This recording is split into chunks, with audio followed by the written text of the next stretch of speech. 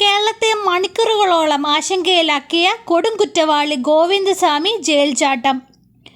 വാർത്തകൾ പുറത്തു വന്നതു മുതൽ കേരള ചാനലുകൾ എല്ലാവരും മത്സരിച്ച് ഓടുന്നു.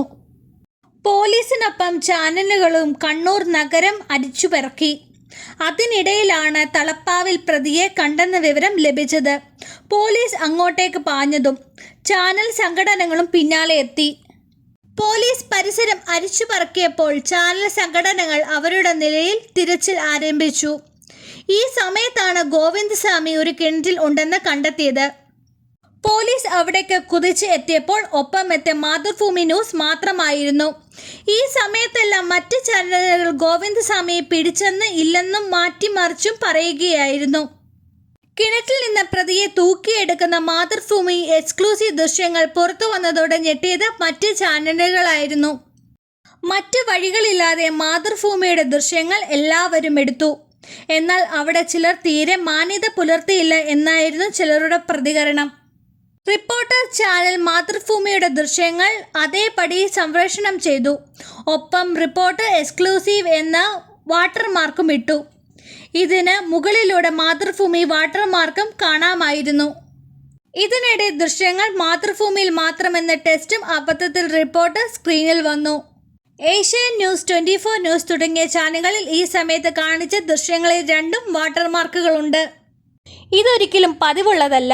കൂടാതെ ദൃശ്യങ്ങളിൽ പ്രതിയുടെ മുഖമടക്കം ബാർ ആണ് കാണുന്നത്. ഇത് തങ്ങളുടെ ദൃശ്യങ്ങളാണ് എന്നും മാതൃഭൂമി വാട്ടർമാർക്ക് മായ്ക്കാതെയാണ് 2 വാട്ടർമാർക്കും ഇട്ടത് എന്നും ഈ ശ്രമത്തിലാണ് വിഷ്വൽ ബാർ ആയി പോയത് എന്നും മാതൃഭൂമി ജേർണലിസ്റ്റുകൾ ചൂണ്ടിക്കാട്ടുന്നു. ആ സമയത്ത് തന്നെ മാതൃഭൂമി ന്യൂസ് ഈ കാര്യം ഓൺ എയറിൽ ഉന്നയിച്ചു. ദൃശ്യങ്ങൾ ഉപയോഗിക്കുന്നതിൽ തെറ്റില്ല, എന്നാൽ വാട്ടർമാർക്ക് മാറ്റിയിട്ട് സ്വന്തമെന്ന് ആവശ്യപ്പെട്ട പല ചാനലുകളും അത് ചെയ്യുകയാണ്. എന്നാൽ ഇതിൻ്റെ ക്രെഡിറ്റ് മാതൃഭൂമി റിപ്പോർട്ടർക്ക് മാത്രമാണ്. എന്നാൽ ഈ മത്സരക്കിടയിൽ മാന്യത കാട്ടിയവരുണ്ട്, പ്രത്യേകിച്ച് ന്യൂസ് മലയാളം ചാനൽ.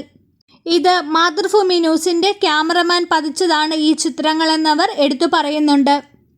മാതൃഭൂമിയുടെ വാട്ടർമാർക്കോടെയാണ് തന്നെയാണ് ആ ദൃശ്യങ്ങൾ സംപ്രേഷണം ചെയ്തത്. വാർത്ത കണ്ട പലരും അപ്പോൾ തന്നെ ഇക്കാര്യത്തിൽ എതിർപ്പ് വിമർശനവും ഉന്നയിച്ചിരുന്നു.